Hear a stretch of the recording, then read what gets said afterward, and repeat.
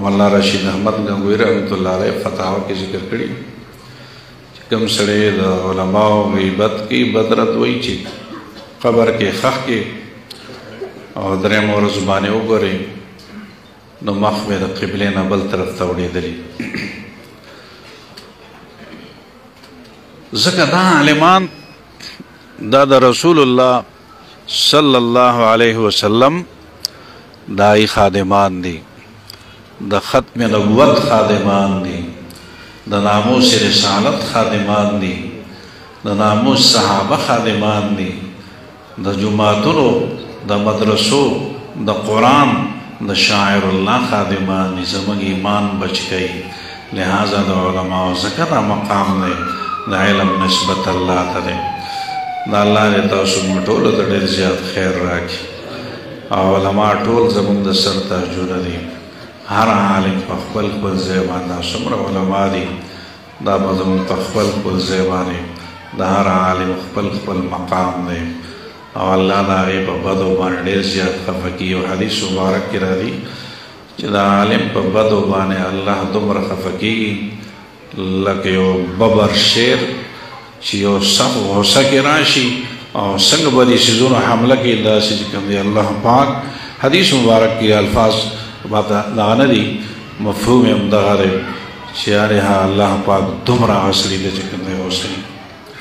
مغبار وقت اللہ کو سکو لہذا افبل لار صحیح کور پکاری دا دمگ دا کامیاب لار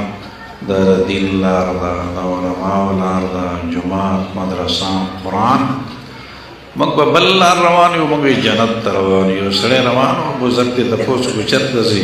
پی خانہ کعبے مبارک تزم ناوی ترسم نرسی مقام عربی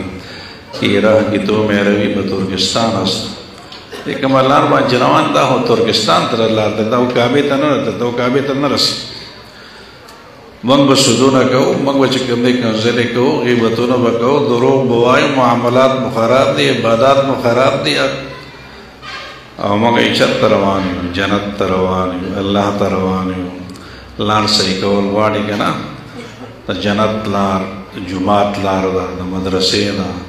دا عالم دا نیکانو دا مزرگانو دا تبلیغ والا حضراتو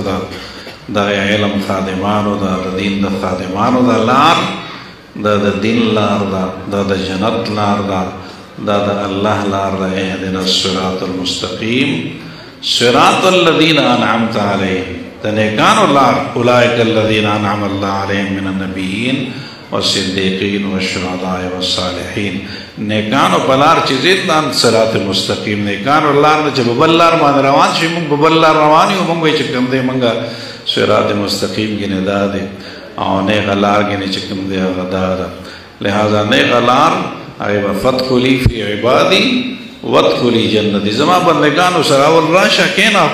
بیا مانا جنت تزی فَدْخُلِي فِي عِبَادِي وَدْخُلِي جنتی جنت مانا زی زمان بندگانو سرکینے زمان نیکانو سرکینے علماء سرکینے دائی دل اختیار کیا ای سر صحبت اختیار کیا ای سر مجلس اختیار نبی آبا چکم دیا بھی اللہ زمدہ طولنا رضاش